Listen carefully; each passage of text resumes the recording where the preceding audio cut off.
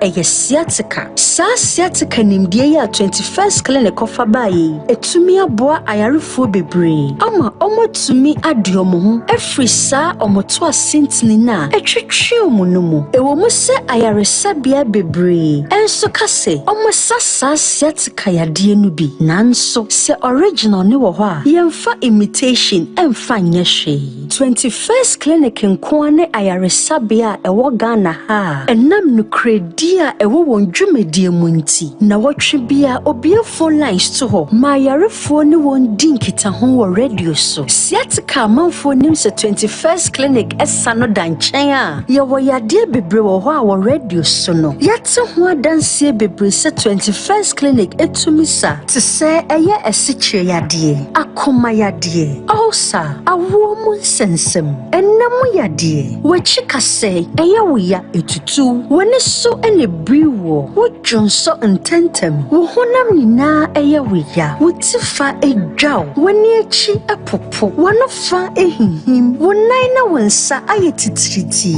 Ana emoye dududu ama wontumi mpeja. Se eye yade nkoa ena etete wo. Efri wuti beka wona ase. Na wo pe ayaresabia edi no kredie besa yade dia. Eno ane 21st clinic. Minim anamondo do wotu efa wo yade ho. Eye no kre se wo do yade achini ache. Nanso kawa koma to yem. Efri se 21st clinic eye ayaresabia. Otwe wo na wagye wafri wo yade nsem. Wo Ghana ha ye won krabata no bebra eben wo. Wo bebi a wo bia. Ya wa Accra, Tema, Domi, Kaswa, Takrade, Takwa, Obuasi, Koforidua, Nkranza, Techimai, Brekum, Goso, Sunyane, Jaboso, Eni Kumasi, Ye Juma, Efri Juada, Etiko Simiminida, Holidays Ninano, Ye Juma, Freyen, it was 0540 311 311. Na yenchira yechira kwanu ye. 21st clinic ana. Clinic of your time. 21st clinic. Still the sciatica expert.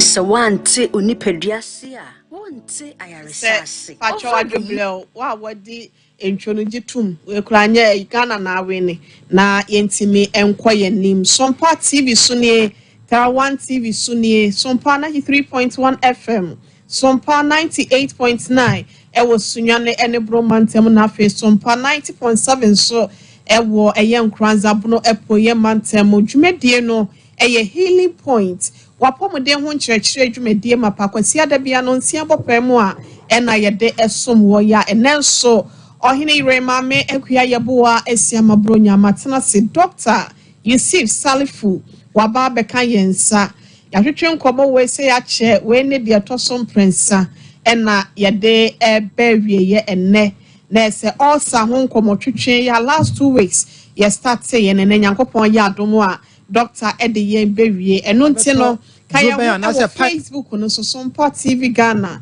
ana Sompa 3.1 YouTube no Sompa TV, Tara1 TV, a Sciatica Research and Treatment Center, so another 21st clinic, Facebook one on Sabekayen Ewo. Ma yanko doctor, Yusuf Sal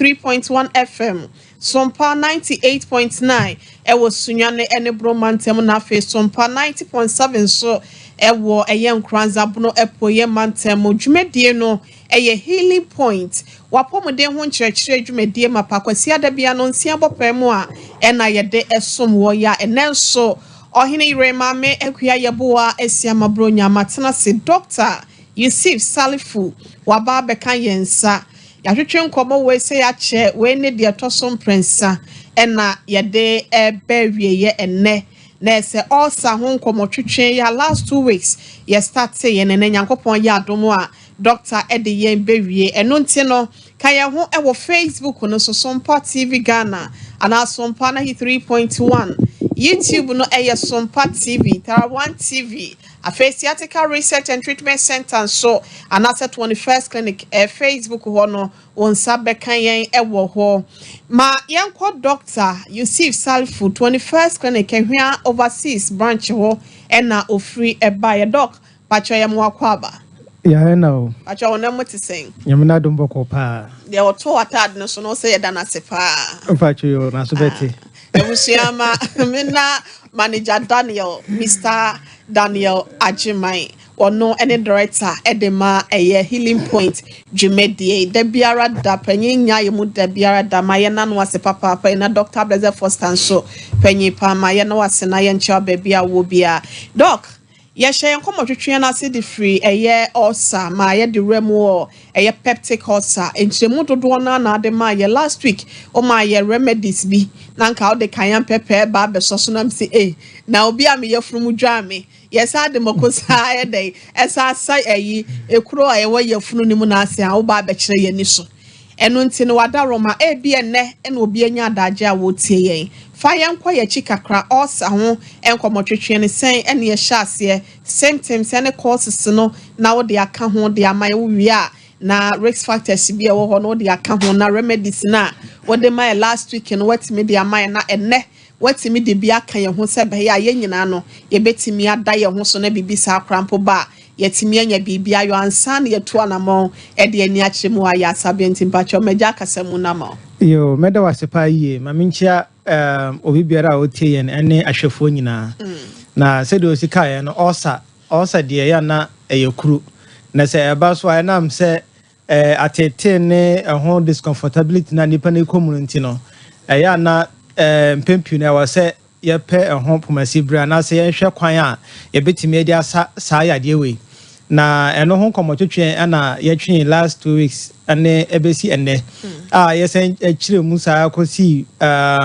kwan ya befa so asa ya de no abra ye wo fie na osa ayaresa de eno bebre na mum se obenya de ebesi ama na akopa no enti aye wo se o tie eye Terawan TV na se Sompa TV Sompa FM na follow healing point dwumadie na tambia no sa dwumadie we yetimi edebro na atimi aboa ma yaresa atimi ayewo so wodia na yakase osa no aya na yenim se eyekuro ana yakase no yehwe peptic ulcer na se yehwe peptic ulcer dia na kire se yehwe ekuro a ewo yefunu no mu na ekuro a ewo yefunu no mu no aya na yese gina emiamia ahodo bi ewo yefunu no mu kire se pipe na se droban a ede eye aduane efiri wanum ekọ oyefunu mu ankasa no ana afei oyefunu kotoku no mu aduane kogu mu no ena onso no nketwa no mu nso no se ekuru ebeto ho no ma eno ena efre no peptic ulcer hye no so se saa miamiensa we ya mabosu yi ekuru betima beto ho no miensa ni nyina ewo nipa ba ku mu saa nso na betima beto mienu mienu ana se babi ba ku pe ewo nipa no mu na se eba nso dia na kye se eno ena ye frɛ no peptic ulcer eno ho nkomodidie ana se nkomoditwe na ye di ya ebesi enei na se dia misi bo emiamiensa sa ulcer we ana se ekuru etimi etono eno ede ye ba types of ulcer ye wo ana se types of peptic ulcers a ye wo egumu ahodo sen first ye beka se duodenal ulcer eno ye eye abra ekuro abeto eye onsono nkitwa no mu no na ye wo esophageal ulcer eno so na ye ekuro a abeto droben anase pipe a de aduane firi wanum sa ebe ko uyafunu no mu no eno so sa pipe na efre no esophagus enti eno se kuro ebeto mu a eno eye esophageal ulcer ana afei boto no mu a odidi aduane kogu mu no eno efre no stomach na nkasa no ana eno so na ye frɛ no se ekuro beto mu a ye frɛ no gastric ulcer ana se stomach ulcer enti eno ena ne types ana se ahodo a ye wo abra ye treat peptic ulcer afei se ulcer no ba ede nsusanso na betimi di abra yen de na betimi adadi ema ye hu se ye wo peptic ulcer ye ka se de edi kan tie de edi kan betimi ma obo ahyehyew na eno no titiriw no se wadidi awie no onya didi awie na no enche bia bo nsa obo ahya sese ehyehew ana ekire mu se because stomach enzymes no ma hodo bia eya na eno na ba yafunu mu atimi boama aduane eyam no eno onya didi pe aduane nya koto mu ewa se eno eba na etimi ye aduane no ho adwuma enti se wo osa eno boba na se etwi osa no so a emma na hyehyew te se mako enti be mama obo ahyehyew ana yaka se ebitima ma wakoma so aye de abon tenten obeka se wo akoma yade nso na eye osa ti obi ho ana na akoma timi bona ma no hu se yes na akoma bono ebia na wo de akwahye bp oba check ne pressure na eye normal oba check ne sugar na eye normal oba check normal hodo na eye normal nso na osa no na this how problem no eba onim se osa wo hoi betima ma onfe nso aya oya abra odwen se ebia onfe aya oya no okay wako check ahun se ebia ha se na akoma no wonte ebia ebefra ebetima free akoma no nso na efiri akoma no na eye osa na ma onfe aya oya na onfe aya oya na ebetima gina onfe baako ya no so ekire se se gina onfe baako a eno kire wo se ulcer type a de ba no eye gastric ulcer eno na kire se no gina ebetima gina onfe left side no so benkum so no eno na kire wo se gastric ulcer ena tade side no eba pa yie ba se gina onfe ni mienu nyina na se eye wo ya sa na eno eya na duodenal ulcer na tade ba ana eno nso mpo no ebetima ma wachi nso aye wo ya enti wo hwe obo ano honom na ya etimi eye wo ya na obo se ekọ wachi ho pee no nso no ebetimi aye wo ya enti wachi soro ho no ebetimi aye wo ya ana afei osisi soro ho kakra no nso no eno nso betimi aye wo ya nhwa na wode akohye kidneys nso na nya kidney ena hawo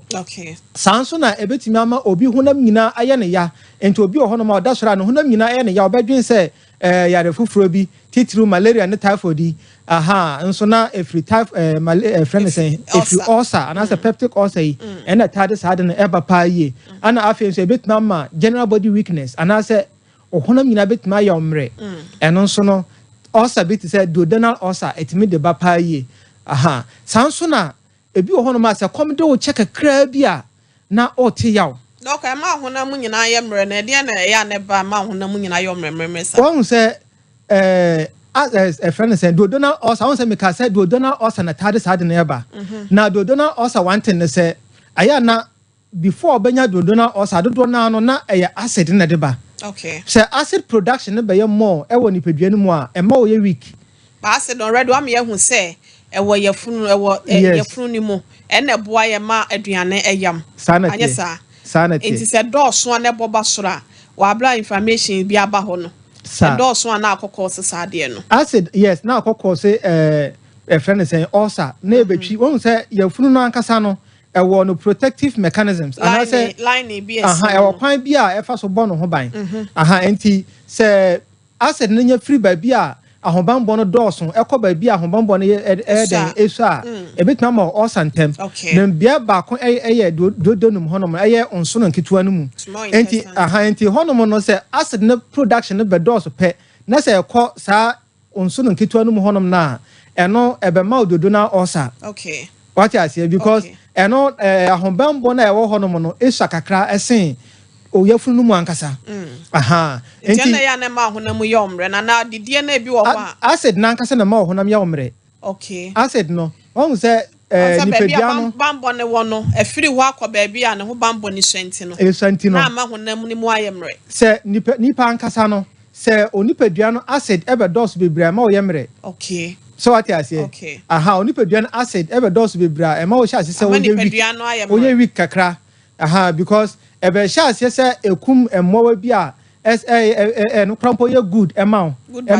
good bacteria emma ni pedua no what I say enti se acid se be ye more e woni pedua no mu pe obo se ni pedua na sha se eyemre because first immune system na nkasa no krampo no e beba down okay oni pedua na ho de ebetimi de akon atia yarewa ne ade hu ni pedua na utimi hu se nipa we de no ho edin kakra kire se okoda ntuntum sarokrampo a hu se obenya malaria because ni pedua na ho de no akasa wosoro what I say the moment acid no be dose wo mu no the moment acid no be dose wo mu no mostly no ya na ekele ana se ekum emmowa nketwa bi a woni pedua no mu a ebetimi aboa ma nipadua ho ande agina brane okay what you say aha eba no sa ho ande mapai wo se wonya no sa tina ahya ase ama wo ye week okay aha nti acid kosoro wo nipadua no mu bebra obe sha ase anya general body weakness na menti ase sa se ya na ho na mu nyina yo mreba tencheche mu na ho de amai na ya ase da se sa penalty nti 21st kan de o de ya na o de ase sure enti no yese ka se ekom de kakra bi ana o te yaw na mom no ebi o honom so a aduane to yemu a na o te yaw ni nyina gina ba bi a ekuro no ebegina okay what you say enti se ye duodenal ulcer se ekuro no ewo onso na nketo no mu dia eno se kom ediwa obeti yaw ana wadi dia wie no 2 hours 3 hours time obe sha ase ate yaw bi okay ena se ye gastric ulcer nso dia eno onye didi wie ya na o te yaw onye didi ya na kyerese yaw na eden eba enti duodenal ulcer na ya mpempi no anadwena amanfo ada no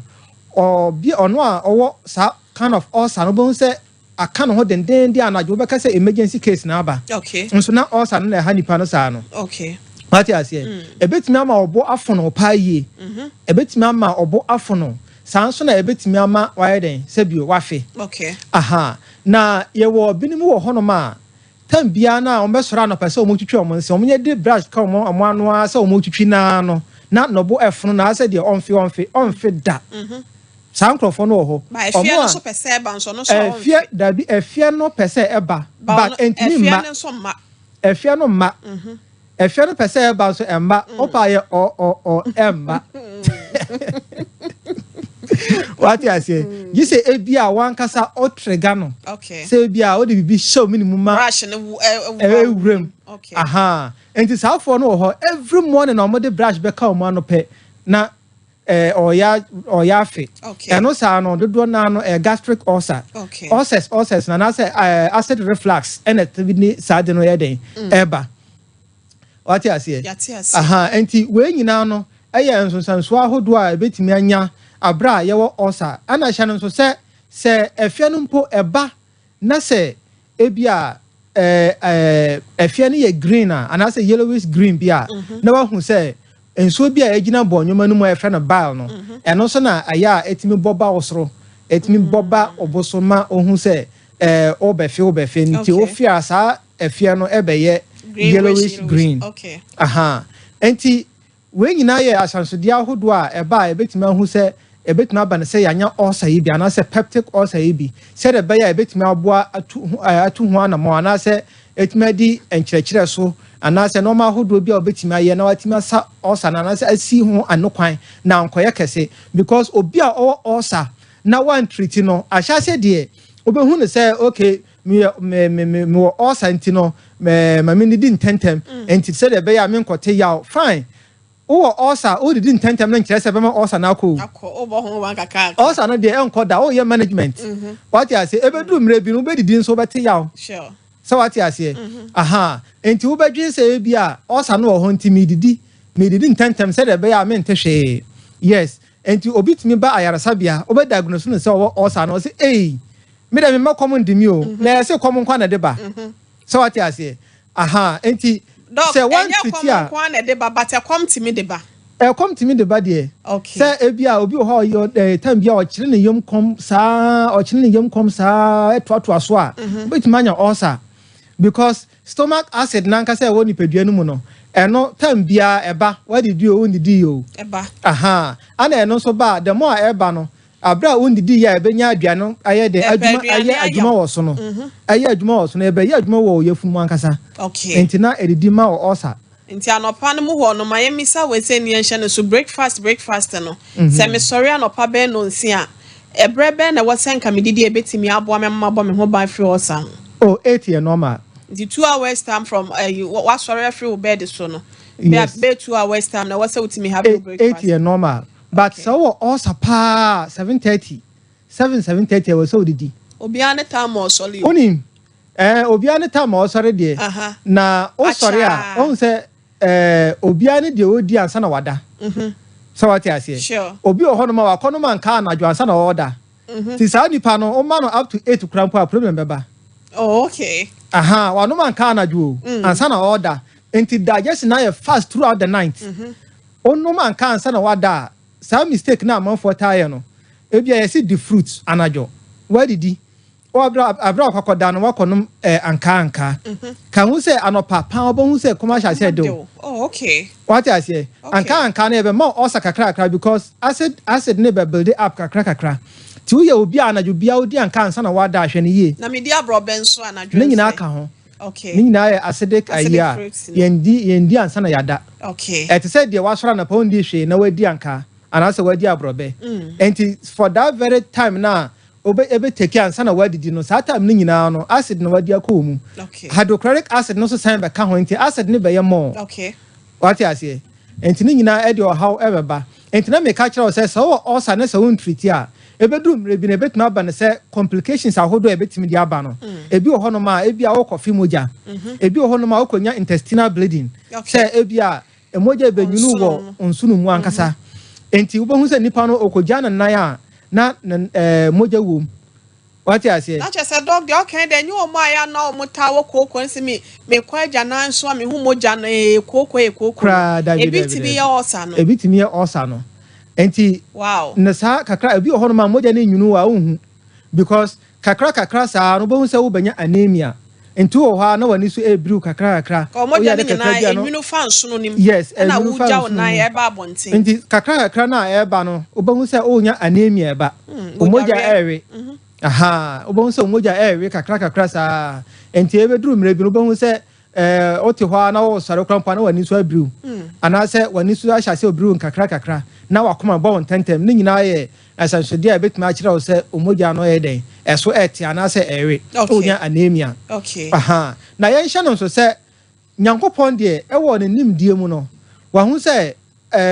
wode no ma bi atu akwan mu a nipadua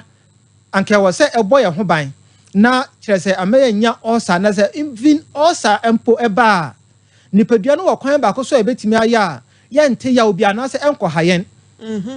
what I say enko hayen na mom ya so ade ne noma bi a ye nti no ye koye boro so a na afi ya be distracted de obo ade aye no ansa na ye be ye de distracted de obo ade aye no ma mimisa we so bibisa bibi wo na we nim di form se osa no eba nsunsan so obi be yi ne ho ade wo nipa na Johnson na ase na jana mu am na hu se bia eno so se bi bana. Yes na jana mu de eya na eno ebe tenete se ase tun on se yenim se aduane a ye die no eno be ma kire o jana color garbage in garbage out enti udi green a kan hu se de ebe out no so no ebetuma ye green sanso na odi bibi ti say abenkwan a de ebeba out no onim na color say de titie but ebi o enum de because say aya na moja no nyunu famu nti no etimi esesa agana na color na akoye tum kakra what I say na akoye tum enti tambia no uja wona na say ye tum a ebi o hono ma na chese ebi o ho na moja na yeden afra onwi bidie na ye na sa o ja uta ja wona na say ye tuntum a no one will say no so your osa hunsun so ana ne popo ye ne bia sana tie enti ana ebi so ho no ma ebi ana enya osa nso eni ta bibia ni ye ka kira say ehu be hia say ebe ye nhwehwemu na ehu de e de ba poten na ankofa complication bi anye den ambrel Ebusia Doctor Yusuf Salifu 21st clinic answer na beto aso de FC baby a wo yes obo ade ne ma chese yanka se be bibia ma na se no ye ka wo say 21st clinic dwumedie e na wonom sponsor Healing Point wo hwe yen e Water 1 TV so Sompa TV so na wo tie yen e wo Sompa 93.1 FM Sompa 98.9 asomo e wo sunyane ene ne mpotem na eye nkranza so Sompa 90.7 so etomadesha mo bropo ye mantem Facebook no live Sompa TV Ghana 1 TV and Asiatica Research and Treatment Center 21st clinic ni nyinada on sabekan YouTube no so Sompa TV and Asiatica 1 TV a obehu ye doc na oka enema bi a yankase ya obade niema waye sebe ye betimi abo ye ho ban de free ni pedua no yade wa hodo ho no ye be ya ma na de aseye mpacho ya ye krado ye ti onansa na no mi refi we o peko se bia de free osa nkomotwetwe hu and answer 21st clinic sciatica expert ya just ya kwadali mu ampacho friend number we say see doctors ni bi wo ho a ye no betwetwe nkomo 0540 311 311 0540 311 311 and 0249 311 311 0249 311 311 21st clinic doc fire chira kwano to dwa obi pese wo hu hwansa na yato adwumadie ne so ahwa overseas safa radio nchana kumase ayewo ene obo ase 21st clinic dia yato enkrabata na apete bebre ewo Accra obehu ye wo dome kaswa tema community 1 okay Accra dome kaswa tema community 1 enti dome no se ode onim ho a ode okasa okọ dome market obesi wo heavy do choba e wo dome market okay heavy do choba odru heavy do choba bi se ope 21st clinic on be chiro sanso na se bia ode wankasa o means na ekọ a eye dome Ecobank St John's Ecobank na nchen pe obehu se mfuturu kwan bi da ho ode ofa so kwa ase okakra bi a eye 2 minutes drive bi na wo 21st clinic okay sanso na eye kaswa no ye wo new market kwan no so yane new ECG office na din hwani mu ana afi tema community 1 ye wo Roman asore dan na chipe okay o de ba eye ahwan overseas kumase ahwan overseas na kire se ba bi obafa ka bia say ye tech so for line kejetia so amra na about o fa ka ka se wo ko ahwan obesi wo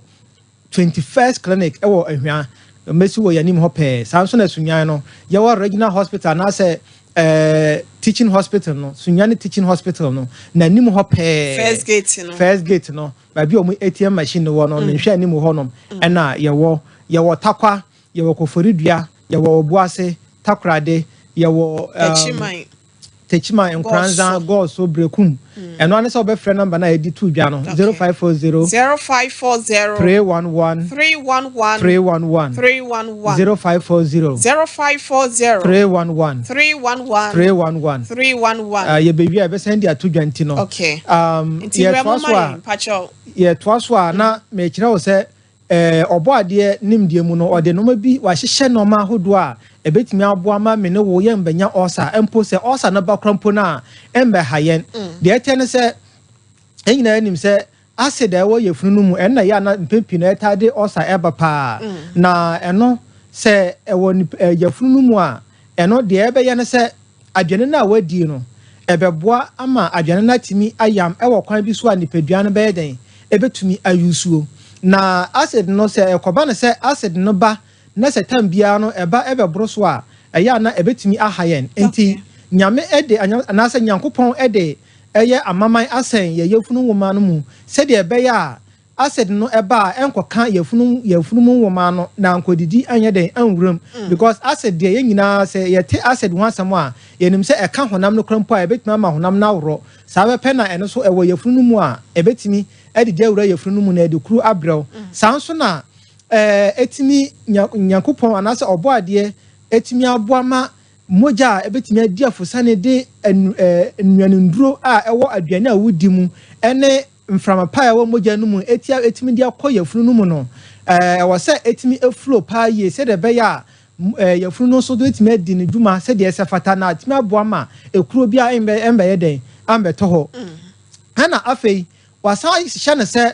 ye wo bibia efra no bicarbonate nipadua na kwa bia efra no pancreas na e produce no na se eno so ewo ho no ma abra acid na be bebre no na eno so abjojo acid no na se abra acid na se ena efra no bicarbonate enti se onya osa krampo no na se bicarbonate no timi produce yie pa onte ya obia yes nyankopon ne nimdie mu no ena wa hyehya mayen se obibia timi koso pepepepe na se acid production na se ubanya osa mpo a bicarbonate no ya adwuma osa no ntimi nti ho yawo okay eno nti a obi kwa yaresa bia ye be ka kire ne so osa so so nti yawo bia what you say because bicarbonate no ho enti enye produce pe acid na betimi aboa ma wate yawo no e ma na brafam na de be mpa na betimi ama no ma hodo we nyina nyakopon dia to akwan mu no eko ye basama otimi nya osama ohotimi akire wo de edi kan ye wo abo bi afra no Helicobacter pylori and yes and as H pylori eno se eba ye funu mu a eno so na dwumadie ba ko no se ebepe asetena ebetena honom a ebedidi awura eye amaman na ese honom no na akọ we friend sen we afunu woman no mu e kire se acid na no ye de ne de eno saa aboa no eno eba e wokwan bi so e fa so bọ no ho ban enti ebetina mu ebetima atena mu afebọ na e haw enti etimi di kuro e den eba ho ena eno firi honom a painkillers ahodo a ye nom painkillers ahodo a ye nom bi ti se non-steroidal anti-inflammatory drugs me person me bo painkiller bi adi aha sa otiya oya na wakonom o ha se ya oya wakonom obi na ya ne ya odi anom painkillers a ne nyina no ekoboa ma amama na nke wa se ebese oyefunu mu abo ho ban no ne nyina ebese no nti no obo se acid no so anya kwan na atimi adidi ayeden awuram sanso na obi ohono ma nsade ankasa ye no nti no san nsade no so ebeboa ma acid no a produce more ena afei wona awotwe nwusi ahodo nwusi no so akasa no eno so kuta bibia chemicals bi efe no nicotine eno so ade ba kwa etade ba ne se ebetimi aboa ma acid production ayo more amaman na eno so bebo ho ban no eso bete na kire se ne nyina no aboa ma osa no so atima eden atumi aba ena ye hye no so se ebi ohono ma ewo abusuamu hereditary anase genetic factors no aha ye wo abusuan ko bi ohono ma omo de tam bia no omo pepsin no production no ewo high enti tam bia obo hu se eno so sa pepsin no so anu eden no anase ene acid anase hydrochloric acid na nanam ene hydrochloric acid na nanam ti no tam bia no anu eden na ebema o ekuro nso ewo ho ehonum na ye hwe se de osa etete amanfo ntino kwan ben kran po na betumi afa so asasa yade we ena ye ka se ansa na obeko osa yade first e was also check our lifestyle wadidie mu ade ne de na enya mawo ade ne de na e was wo ye na timi abo ma yare sana timi akonkan ye say first hwe ho free ennuane bia ekuta caffeine enduane bia caffeine ewom ebi na ye energy drinks ahodo a ye nom ebi na ye coffee ene normal ahodo a hu se ekuta coffee caffeine bia no so wo osa enye ma because emboa ma yare san ntimye de emma hwe ade bia wo be ti se ne din ne ye tin hwe ho free ho enti tin ahodo nyina no enye ma men kasa we caffeine free we me say eye tin kwa de a abra wo pesa osa yade kwa de men num tin eno ne so na ye ade ba ko eye ma ba so obetimi asusu ne nom no yes obetimi eno so gina yes say unni bi dia problem ni ho okay tin no de unni bia ya na problem sheda ni ho sa se obi enum ti obi ansi wa no kwan okay ana se ye ka se yare bia wo na chiwade okay yare bia so wo na akade enti abra opesa wo sa yade no onya na akade na se wandi na chiwade so a enko so wati ase ti dikandi na chiwade so ana ye sen ka kire wo se hwe painkillers ahodo a wo nom ni nyina so na wa sa yede otwe ho free ho nnuane a ya chichichichi eno so enye den enya ma rice water hwe ho free ho obedi emo a mane ye emo bi ti say brown rice eno e very good obenum koko a hwit wo ho your friend say sa moli koko krampo no enye bad okay so what you say ena ye wo koko ahodo a kire say omo ya sa koko ya omo ton no Tom Brown say ye okay so what you say okay and now you koko ni bi na person oats okay oats na person me boss eno so ye so what you say enti ni nyina ye normal ahodo a ebetimi abo ni pedua no ena sa green ni vegetables ni nyina ebo ni pedua na kire say odi a eno so betimi ayeden aboa doctor obo ase wa ase no mame wadaroma o se obi o sa no person wo sa no oni emo bay brown rice na say white and I say plain rice no white one na any go for do na na ahwe mo yade no mo kina o eno susudi obi yanimo say we say o be kire ne a obi o say Olivia na say o call hospital ye say o say so de bia mo no oti ase no ma otodi aha na say wentie wo yanwumre ya wote ho a wotie ye ehwe ye na say wentie ankada bia obeye nsoso da na yade ne da so ho na wo no mu no nsoso na enko because na chiwade ya wo say wo ye no wo ye de ebetena wo TV so eka ne nyina no eya adwuma mo but ya fa na chiwade anka ho ma wan di so a and na man no kono din e ma no kwa animu but wo this one etimi boa ma no kontem what you say make me chiro remedy bia o ya within 7 days no osa na ansha obeka say ekọ what you say because on teshi bio but say one din achiwade so a chese no kono be yedin ekohinta asa konso na nkoye sanate enti no e wo say odi na achiwade so na chese na atimi aboa ma osa na ayeden atimi akontem pa ye enti no ma ya obobo so nyina no e wo say otimi eden edi so pa afi spices ahodo spices ahodo edi gu nkwan mu ene stew ne na asefo no no so behwe so na wate so already ne ka say alcohol ankasa ansa den ankasa eden enya mayen afi hon say so osa aya na ense so bechi no yom kom obi ohon ma osa nso osore a say normal adeyonti no osoro ba ya ade saa kopem say 10 bebo ansa na wadidi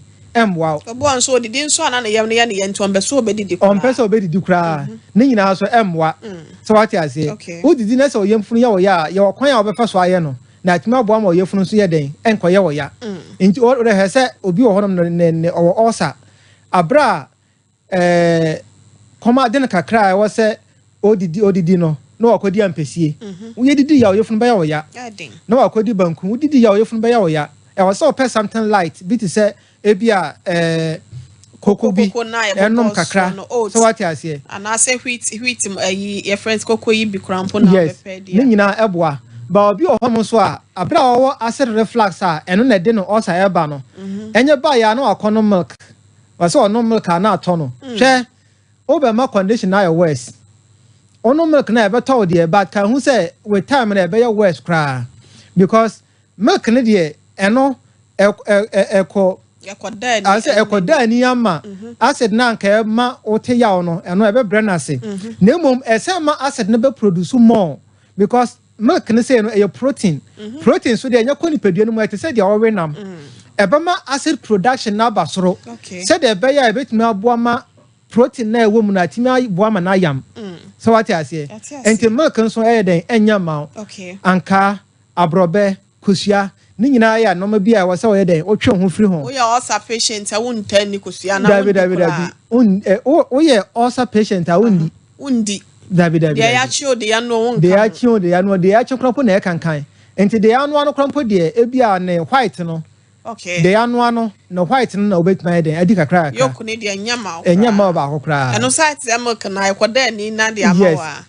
eno so protein na ewo mu no enti acid production be den e be dawson enti abra watima hwe we nyina so awie no ena ya aka kire wo se wo be se osa na nhwehwemu amana be dadi se ye wono ma hodo bebre ho no ma betim di asa osa ena e kire ba ko bia ye tatahwe ye so betima yusu aloe vera aloe vera juice and also aloe vera gel enti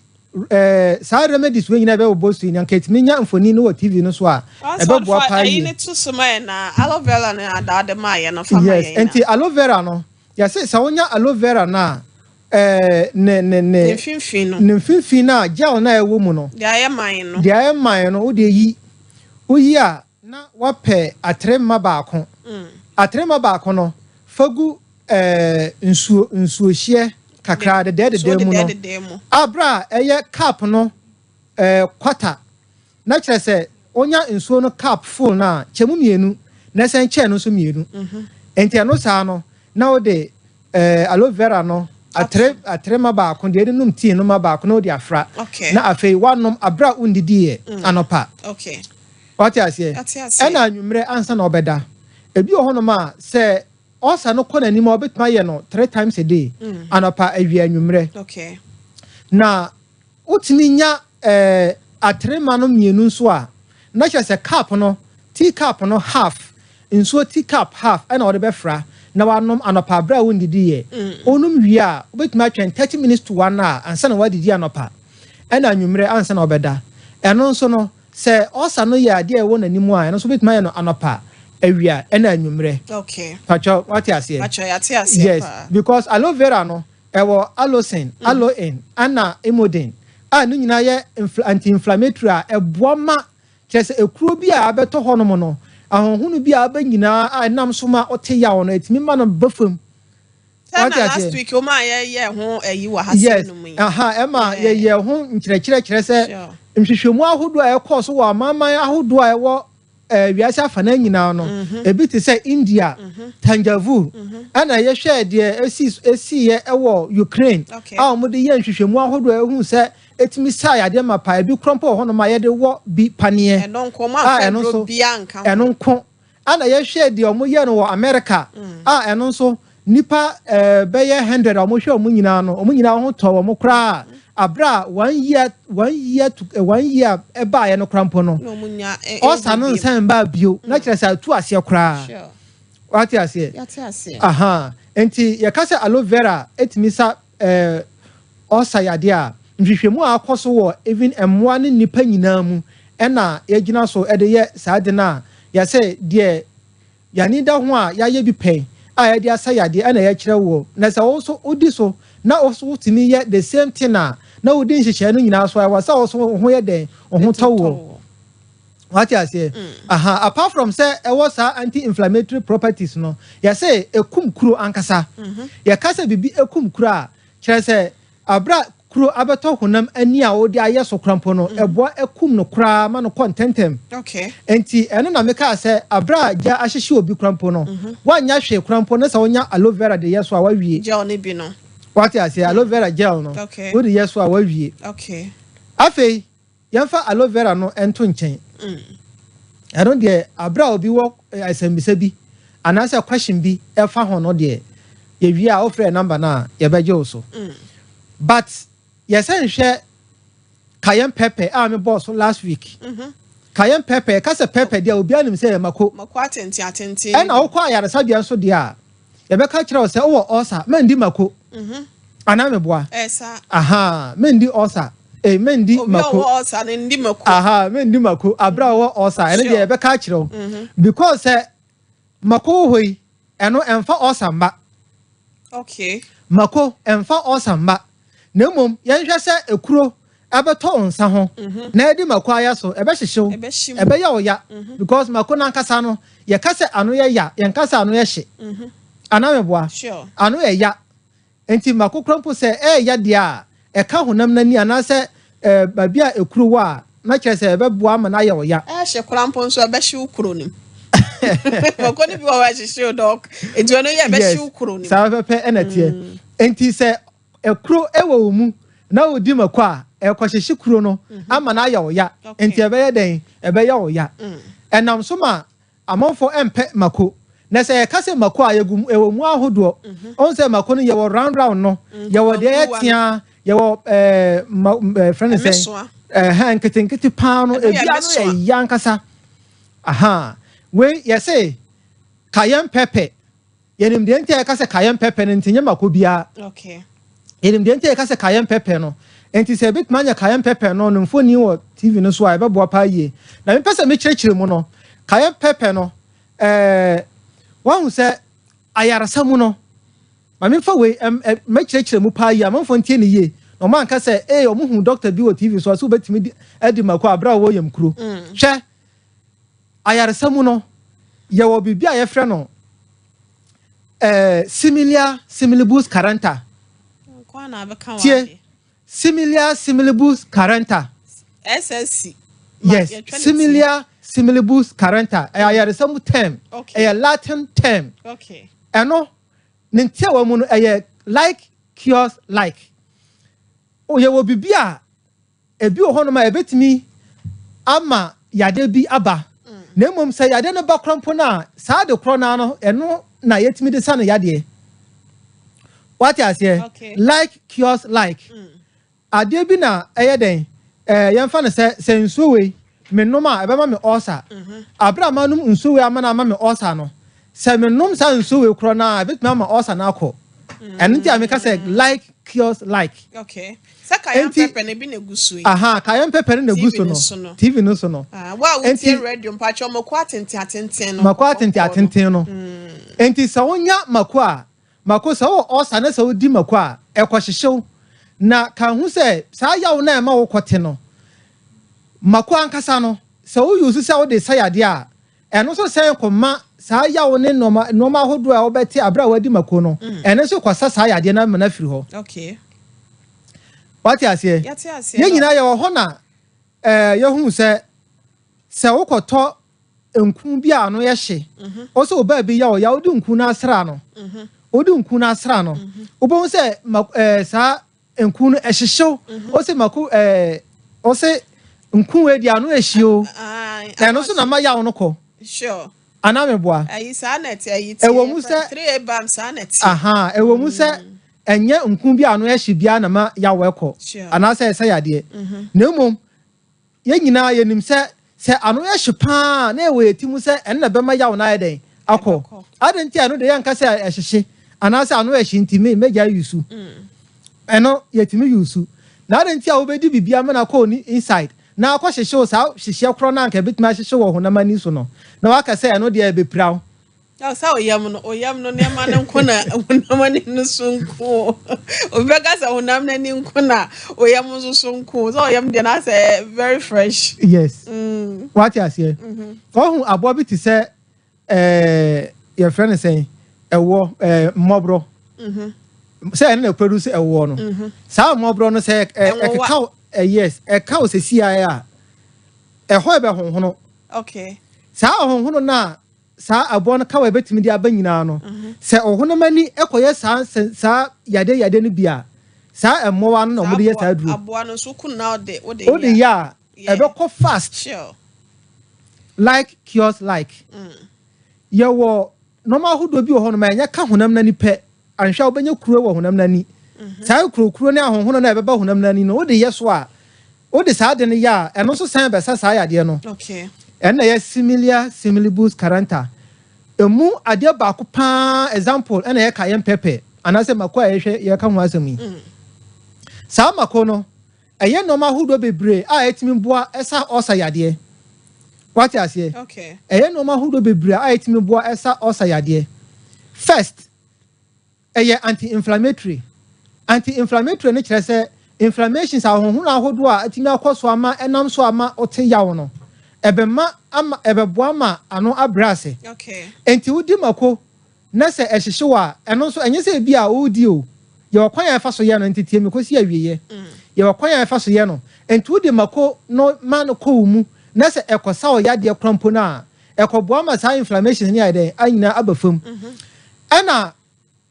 me ka kire o se ahyase no se ebia se yafunu no ahomban bo na wo yafunu no mu no se begina mapa na atimi aboa ma ekuro a ewo yefunu mu bekọ a ewo se moja timi di afusane wo yefunu mu sure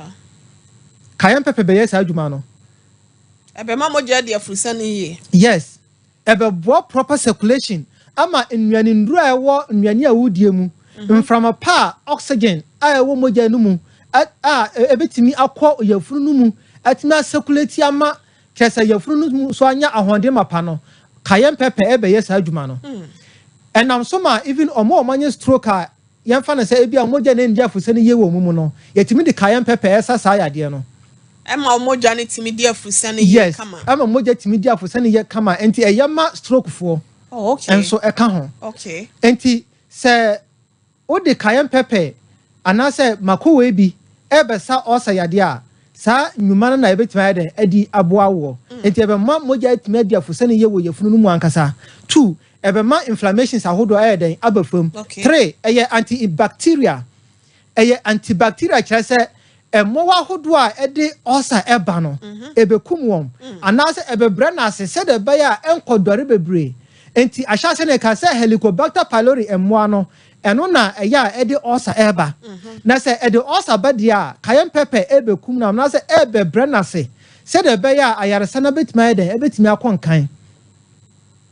so what you say doctor ne sign e beti ede djuma yes kayan pepe no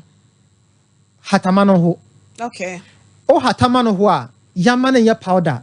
usi mana ye powder hwe usi mana ye powder wi a yesa atrema na ya chemu 4 atreti teaspoon no maba ko na ya chemu 4 abra obi wo ho no ma mako kakra bi krompo kunu mu a on feel comfortable kra o sa nipa no ye no kakra enti abra wanya atrema no chemu 8 nafa kakra bi egu teacup nsuo teacup warm water saa no half nanom anopa bra won didi ye okay so what you say and anwumre ansa na obeda enti wanya atrema yes cayenne pepper powder na omodi atoso no enti wanya na atrema ba kono na wachemu 8 wa o de no wa animu no obi wo hono ma wo osanso obetuma dimako odimako en ha no enti saafo no odi ani enti wonya cayenne pepper no ti friend say atrema ba kono wo chemu 4 a na wape nsuo teacup 4 na why dey odi agum na wanom okay anopa ena anwumre se ya de se obetuma ye no 3 times a day so obetuma ye doc na we no ye yamo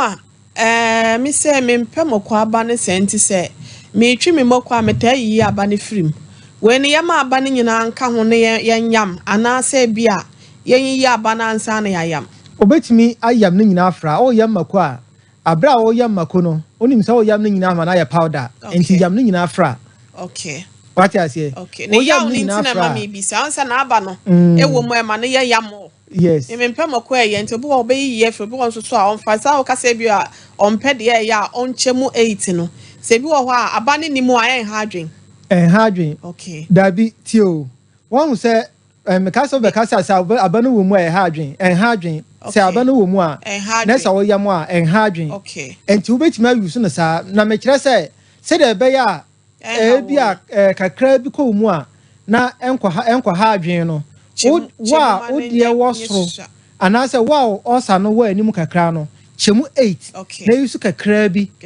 na emra ni kuna nim na o increase na kakra me bi aka ho na o de bi na o ma ne dos kakra enti emra ni kuna nim wetima chemu be 4 na wa yusu okay so what you say okay enti cayenne pepper no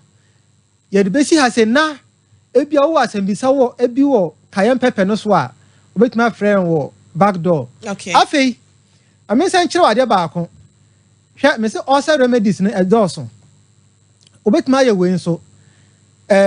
obetima ye ewo ene cabbage juice me ka se no obi so ho no ma obetima ye aloe vera ene makonafra oh okay yes abra wanya aloe vera no obetimi de pepper na eden afra okay na wanom and so very good go fast aha enti onso a otie mi a ebi a wonya aloe vera no ebi a wo suro mako no also betimi ayusu eye ewo ena cabbage juice ewo no tie sa wo ye ewo na ewo no atrekitwa no ma beye 3 wasora na pana wundi hwe no anopapa a wundi hwe no atrekitwa no ma a ede num tea no na ma bako 3 na watete adi okay bako 3 udidi a udi bako 3 ni wi a beye 1 hour time ansa na bibi beko mu a wadi ana se ansa na obedi aduane bi a wadi what you say anopa bra wundidi ye no na wa yusu ewo no afei anwumre ansa na obeda wadidi awie kura beye 5 mu ho wadidi awie anwumre bi a beye 7:38 no ansa na obeda no na waye cabbage juice cabbage juice no obe blend no okay o blend cabbage na no juice na wanya no okay na wanom cup baako eno na yama munya take cabbage ni da o me fancy e betwa be sen ene ya blend ye be no say bia ne thickness okay mananya thick akra mananya thick pea okay so what I say mananya thick pea o ka say ye fa e friend say cabbage a bia no so fa cabbage say out me yi ho ama no be ketekete because bi o ho bia ne pepe so aho akoduru a obe yi ho saa sana benya fresh wine wanya fresh one na wa blend no mama na nyam light saa bebre mama na thick so bebre okay na ho ne ho no na che say cup ma na wanom eno so warm water na ye de beguma na ase nsuo bi aye eno de man use nsuo ayunu bebre but nsuo normal water no betima use ye betimi a blend dodo de asi ho na ye hwehwe anu mo na ye ya na ye no obetimi de asi fridge mu okay but ache kura na 2 days okay so what I say ye no mu na wanom but cabbage juice no so no obetimi aye de agu ebi a Vortic to akasie mu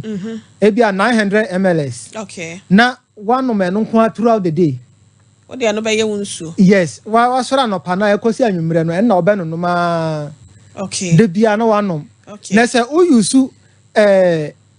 oni no anase ewo no tie eye natural ewo men ka se wakoye na amwa tie use natural ewo sometimes bi ye CEO ebe kire se de obetimi attest ewo abra ehun se eye natural anase ye frame. Okay. Yes, unhu ya ko YouTube. Aha na ko search ye panyi ye Dr. Blessed Foster etimi aye sa audio na to hono ma na sa video na to ho a ebetimi abo ma wa test ehun se how to know if your honey is natural one or one na opese o use no e natural. Okay. And I say your frame. Okay. Obetimi ehun e we say ohun. Okay. Na say otimi hu dia use ewo natural one no. What you say? Na say ekoba na say de bia 6 o'clock e na wodi sa ewo na mekire na. E was say wodi so sa at least 7 days. Time ma wo de bedie no. Odi bedie no. Was say eno as that time na obedi no akopem say 1 week beba. Kopem say 7 days. At least 1 year kra na was say 7 days through. 6 o'clock bia no. 6 o'clock bia was say oh yeah. Okay. Ana anwumre so no cabbage na obeye no so no. Cabbage juice no eno so time obeye no. Eno so anwumre bia was say ye sa time na ma skip that. Doc adentina ya na mo kan dientia. Say bia 6 ma ye na bia time ni beat me kakra na mko ne be 6:15 6:30 a e de be na ebeba. Won say dientia ye pese udidi anopa. En wo say obe skip awiade na bia anwumre wasan didi. E was say didi awia nso. Okay. Because acid production na eba no. And I say normal hodo a ema osa na ye worse no. Kan hu say abra we no nyam beto mu no egusu ye na adwuma ema osa no so eba mo. Enti say abra wanya friends osa na nya ho a pese eba mo na no na ade foforo sa wuram. Enti say wo ye no ebia 6 o'clock ende na say ochina no pa okoye no ebia 12 o'clock a kan hu say emre no mu atwea ma normal hodo anka e wo say ema osa no ye mo no ebedi na adwuma. What I say ebedi na adwuma. Enti say oma emre no twam sa na e wo say ansa na acid foforo ebetumi asan cause problem crampo no na juice no foforo asan kom na asan akobra na ase na atimi abo ama osa na asan heal to aso. Okay. What I say aha enti no tamwa oye na wo say sa time corona na oye dey e wo say osan ye. Okay. One ya no sa ebebo ama sa digestive enzymes ne normal hodo a edi osa no ba no ebenya emre adidi mu akwa ma osa no so no ama ayarse na be edin. Na kire say odi adroma obi a o ka say take no time say ya o say was skip dosage ndede na wantimi anteki. What I say ni nyina no ema ayarse no yeden ho asam yeden. Doc for the akano na yen fa ye dey sorry. Enti yen kire ye kira kwan ni biem na wa ya ade papa mpacho enye 21st clinic na healing point is so we hefa. But why we na no hoto na doc ebi wo ho na hwehwemu bi wo ho so oba hospital.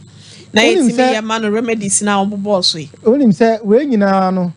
so obi ye na se no hoto na ebi wo ho na ma otimi frɛ eda ya ase. Okay. Me kai say woman bi na ma me enya say cancer. Cancer you say leukemia. And your friend me say you cancer duro. Me ka kire say the cancer duro pa de ni. Because ya nya bia ngu ho na maka say be cancer duro. Sure. Enti me kire no say ye we. No kwa say muni. Afa. After 3 days no, or friend me say the me kire no say na ma me ye no. Na ma me aka say wo sha say hu improvement. Okay. Enti o dey as pa enti no. Ona o san ebisa say onko so anya ne sen. Ana me san kire no more. So what I say? Okay. And 2 years now, me can say, hey, you wait twice at least 1 year. On also cancer nya the critical. And to this pa na say e bo no ba na tima bo ama na tima akokra.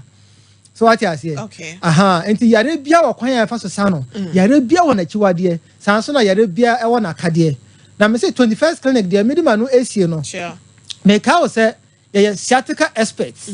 Na kire say onan na oto ase ntini no a sisi echi won efa ho abefa oto ase na ate asiri musire mu wanento akofa na ntina fa ona mro mu ho o de o hu hwe no wo se ona ya wo ya so ye no ene expert aye den ye di hu djuma enti obi o ho na sisi mu tutu no pa obi o ho na chibra mu na chikasa no eye ne ya oda onda obi o ho no ma oda na dwene se otene na mu ana bibia so na nan o se muzzle pool ontimi enda na ontimi enda engina home sanso na obi o ho no ma ote ho a onte hwi o na abra wa sore se onante na no to ase twetwe no onante kakra bia na nan agene onante kakra bia na ya wo na badenden gisa otena se kakra ni nyina eye 21st clinic pe okọ Ghana fana nyina Africa nyina no o de kwase achi se ope experts a omoye sciatica ho adwuma me sure se eye 21st clinic na mom abra waje abibiduro atum se eno na betimi asa o ya de ama abra oji 21st clinic edie yare bia afri wuti ekopem na ase me kan se yetipaye yefunu yade se ye mojaboso aha obi ono ma ojunson tentem prostate problem hepatitis awo dem bi ono ma yese ne sperm problems ayakrawa oba bi so ono ma nyensan no emma na menses emma fibroid normal hudo bebre stroke aya na mpempi no me ka se so obi stroke animoni mu ya na se endru 1 week na nipa ni bi ya so ya dudu na no ebedu 2 weeks de na wasa gina onan so ebi feli me da so what you say enti aya na de ya ye pen a yegu so ye a ye nim se betima ye de ye ka ye ndi ho achi ni ya ye bi afa ana say ye nsuro wa ye bi pen sa pepe enete enti me say se wo krampo ogitum se ebi a oya de no se obi na tu aduru a kan hu se mpaibo ena obeye de obetu ho anamo na mom tumi nyina a Nyankopon dia hye eye abibiduro mu anase haban mu no eno na ye de sayade enti wo de aba 21st clinic a obenom ye dura ye de asayade ahodo a chem pempi no anase emfia ahodo a atwam bebra ye de asayade no se wo ba wo de ka se Nyankopon anase awrade 21st clinic ndura mu de asayade abra me de me yede we ekọ se ya adutuo se ya hunamani ena ebaaye se ye de menuma aduru we ya ma anase fa omundro yi so esa me so yade se de be ya me so metime adi adanse akire afoforo Yakopon betio ya number ni 0540 311 311 0540 311 ye adwuma efri dwada kwesi memenda kan hu se ye ni holiday ya da obi biara ase Yansu ya dase Dr. Yusuf Salifu wa ben se uja de ode mana obechira wa yansa ho ne masa wo mreda ma yemfa ni si ha se no hwe obasi Safa radio nche ho ena owo pacho 0540311311 0540311311 ana 0249311311 0249311311 ewi ebusia hasenom na healing po adwumedie no yede ese mame na Ransford ase na afi MCL fo nyina so yeda wono mu ase ekobaje sesempre ba ma ne Mr Dave na hwe Sompa TV MC ahode ma yen yenuano mo amwo nkran Tarawan TV yeda mo ase papa pa afi Sompa radio stations ni nyina so ene ada affiliate stations amoso adwumedie ni mo no yebeda mo ase midi de wo hene yire mame ekua yeboa esiama bronya da se ne odonfo ne dodom ye ne a yebese hyanansa na no wachina da 4 pm wanya adwumedie ya hyase a eya na wahwe TV no so Tarawan TV ne Sompa TV dwumedie no repeat ebetwa kan hu se yato abawie eye kom patrol enkohuru wo bi ema ne nkonkofa akomahye bi ema basabasa ye bi mpie ewo abato yechi pacho ye nyina yemfa akomapa enye de abanentum na bibia nso entimi nkoye ne mewo mpuntuo kwan so se oman ba ko Ghana ebusia yakra mu nyina